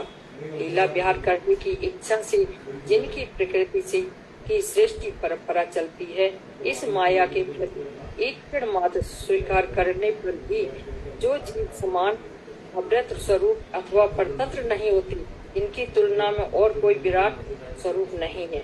मैं उन परात्पर स्वरूप सत्तावान श्री कृष्ण को प्रणाम करता हूँ। जिनका त्रिभुवन सुंदर रूप कमनी है, जिनका वर्ण श्याम तमाल वृक्ष के समान सांवला है, जो अर्जुन के रथ के ऊपर सारथी रूप में अवस्थित है तथा जो सूर्य के किरणों के समान निर्मल पीत वस्त्र थे और उत्तरी से विभूषित है और जिनका मुख कमल मुराली केशों से ढका हुआ है, उन अर्जुन सखा श्री कृष्ण के प्रति मेरी अहित अर्थात फल की कामना से रहित रहती है। क्योंकि युद्ध काल की वह विलक्षण छवि याद आती है, जब घोड़ों के खुरों से उठी हुई धूल से इधर उधर बिखरी हुई उनकी मुराली अलकें मटमैली हो गई थी और पसीने की बूंदों से जिनका मुखमंडल परिशोभित हो रहा था, अपने तीक्ष्ण बाणों से मैं जिनके शरीर को छत बिछक कर रहा था, उन उज्जवल कवच से मंडित भगवान श्री कृष्ण में ही मेरा मन रमण रहे। हे अच्युत, मेरा रथ दोनों सेनाओं के बीच में ले चल, जिससे मैं युद्ध के लिए प्रस्तुत वीरों को देख सकूं। अपने सखा अर्जुन के इन वचनों को सुनकर, जिन्होंने तत्क्षणात रथ को अपनी और शत्रु सेना के बीच में स्थापित कर दिया तथा स्वयं वहां पर स्थित होकर अपनी काल रूप वृत्ति के प्रभाव से दुर्योधन और उसके पक्ष के योद्धाओं के ये भीष्म है, ये द्रोण है, यह कर्ण है इत्यादि प्रकार से परिचय देने के छल से जिन्होंने उन सबकी आयु का हरण कर अर्जुन की भावी विजय की नींव रख दी, उन अर्जुन के सखा श्री कृष्ण में मेरी परम प्रीति हो। जब अर्जुन दूर स्थित विशाल सेना तथा उस सेना के अग्र भाग में होने वाले पाप के भय से युद्ध से विरक्त हो गया था और अपना गांडीव उतार कर रथ के ऊपर बैठ गया था, तब जिन्होंने आत्मविद्या द्वारा अर्जुन के अज्ञान को दूर किया था, उन श्री कृष्ण के चरणों में मेरी आसक्ति हो। श्री कृष्ण को शस्त्र धारण कराऊंगा। मेरी यह प्रतिज्ञा को सत्य और ऊंचा करने के लिए जो मैं युद्ध में कदापि शस्त्र नहीं उठाऊंगा, केवल सहायता मात्र करूंगा। अपनी इस प्रतिज्ञा का उल्लंघन कर अर्जुन के रथ से सहसा ही कूद पड़े तथा अपनी नव लीला के अभिनय को भूलकर क्रोधवश रथ का पहिया लेकर इस प्रकार प्रबल वेग से मेरी ओर झपटे। जिस प्रकार हाथी का वध करने के लिए सिंह प्रबल वेग से दौड़ पड़ता है, उस समय दौड़ने के वेग से उनके कंधे से उत्तरीय वस्त्र गिर गया और पृथ्वी कांपने लगी। उस समय मुझ विस्मित धनुर्धारी के तीक्ष्ण बाणों से उनका कवच टूट चुका तथा शरीर लहूलुहान हो चुका था। अर्जुन के द्वारा रोके जाने पर भी वे तीव्र गति से मेरा वध करने के लिए मेरी ओर बढ़ते चले आ रहे, अर्थात बाह्य दृष्टि से वे अर्जुन का पक्ष लेने वाले प्रतीत हो रहे, पर वस्तुतः भक्त वत्सलता के परिपूर्ण वे प्रभु मुझ पर ही अनुग्रह कर रहे और ऐसे भगवान मुकुंद मेरे आश्रय हों। अर्जुन के रथ रक्षक श्री कृष्ण के दाहिने हाथ में चाबुक, बाएं हाथ में घोड़ों की रस्सी लगाम और मुखार से प्रकट अश्वताड़ंग सब। इस प्रकार रणभूमि में सारथी के रूप में श्री कृष्ण की अद्भुत इच्छा थी। मैंने अपनी दिव्य दृष्टि के प्रभाव से देखा कि महाभारत युद्ध में मरने वाले सभी योद्धा उनकी इस अनुपम छवि का दर्शन करते हुए सारूप्य नामक मुक्ति को प्राप्त हो रहे हैं। प्राकृत लौकिक दृष्टि से जिनके प्रति मेरा अन्याय आचरण होने पर भी जो अपने भक्तों की रक्षा के लिए सदा व्याकुल रहते हैं, अचिंत्य ईश्वर से युक्त उन्हीं पार्थ सारथी श्री कृष्ण के प्रति इस मरणात्मक अवस्था में मेरी प्रीति हो। जिन श्री कृष्ण की सुचारु मंजुल गति, रास नृत्य आदि विलास, सुंदर हास्य और प्रेम पूर्ण चितवन से प्रचुर मात्रा में सम्मानित होकर गोपियां रास लीला में उनके अंतर्ध्यान होने पर हो जाने पर प्रेम के उन्माद से मतवाली होकर उनमें पूर्णता तदात्मिक होकर उनकी गोवर्धन धारण आदि लीलाओं का अनुकरण करती हुई उनके स्वरूप को ही प्राप्त हो गई थी। उन्हीं श्री कृष्ण में मेरी परम रति। जिस समय धर्मराज युधिष्ठिर का राजसी यज्ञ हो रहा था, तब उस सभा में बड़े बड़े मुनि और श्रेष्ठ राजागण रत्न सिंहासन पर विराजमान थे। उन सभी को विस्मित करते हुए सब दर्शनीय जिन श्री कृष्ण ने मेरे सामने अग्र पूजा को स्वीकार किया था, वे ही विश्व आत्मा श्री कृष्ण आज मेरे सामने साक्षात विद्यमान है। अहो मेरा कितना सौभाग्य है, यही श्री मूर्ति मेरे हृदय में सदैव स्फुरित होती रहे। जिस प्रकार एक ही सूर्य अनेक घड़ों के जल में पृथक पृथक सूर्य के रूप में दृष्टिगोचर होता है, उसी प्रकार एक ही श्री कृष्ण प्रत्येक प्राणी के हृदय में अंतर्यामी रूप में विराजमान है। किंतु भ्रमवशता वे अनेक शरीरधारियों के हृदय में अनेक रूपों में जान सकते हैं। मैं प्राकृत भेद ज्ञान से उत्पन्न मोह का परित्याग उन एक परमात्मा को श्री कृष्ण का ही अंश जानकर ऐसे अनादि जीव रह यहाँ समुपस्थित श्री कृष्ण की शरण लेता हूँ।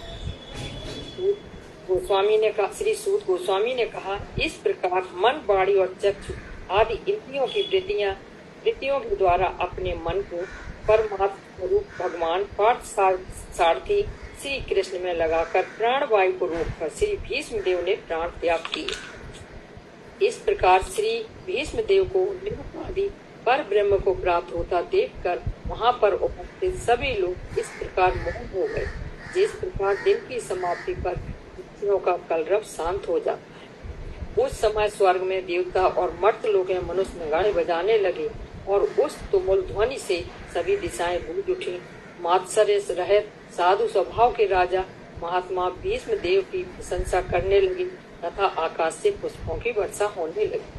हे भृगुवंश तिलक सौनक जी, धर्मराज युधिष्ठिर भीष्म देव के द्वारा त्यागे गए शरीर का देह संस्कार आदि अंत्येष्ट क्रिया संपन्न कर कुछ क्षणों के लिए शोकमग्न हो गए।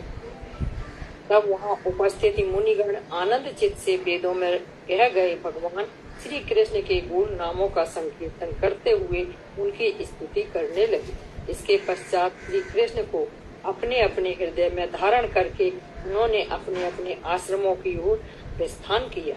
तदंतर भगवान श्री कृष्ण के साथ महाराज युधिष्ठिर हस्तिनापुर चले आए और वहां अपने ज्येष्ठ पिता धृतराष्ट्र और शोक संतप्त गांधारी को सांत्वना देने लगे।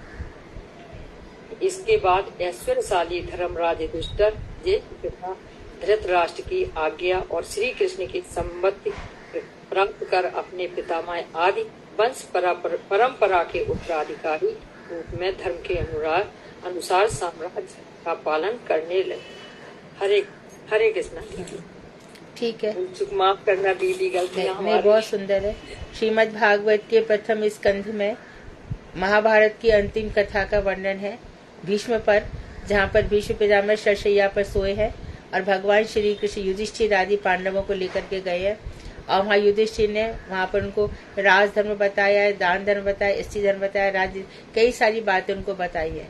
और बताने के बाद जब वो श्री कृष्ण का स्मरण कर रहे हैं कि किस तरह से राष्ट्रीय यज्ञ में अग्र पूजा के समय उनके साथ क्या हुआ था, और जब उनका रथ मेरी प्रतिज्ञा को तोड़ने के लिए उन्होंने अपना रथ उठा लिया था, कहा था कि मैं शस्त्र ग्रहण नहीं करूंगा, और फिर वो उधर रासलीला में भी चले गए, जब नुकीले बाणों से भगवान के यहाँ पर जगह जगह पर खून निकल रहा था ऐसे करके, तो रासलीला का चिंतन करने लग गए।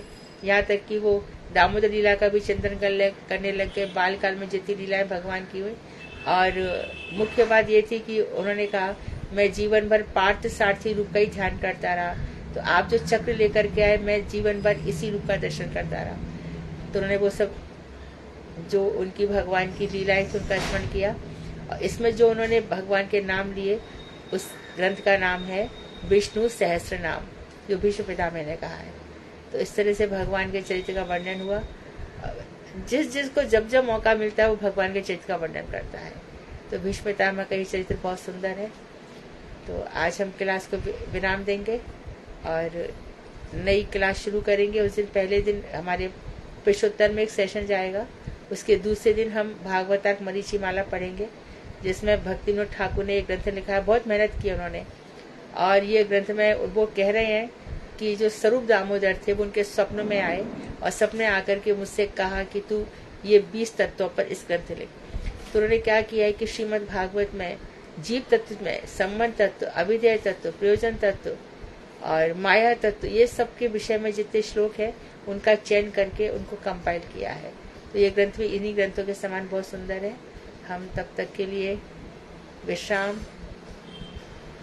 और हरे कृष्णा, सभी को धन्यवाद। हरे कृष्णा दीदी, दंडवत प्रणाम। हरे कृष्ण दीदी, धन्यवाद। हरे कृष्ण दंडवत प्रणाम दीदी, आपको बहुत नमन दीदी। हरे कृष्ण दीदी।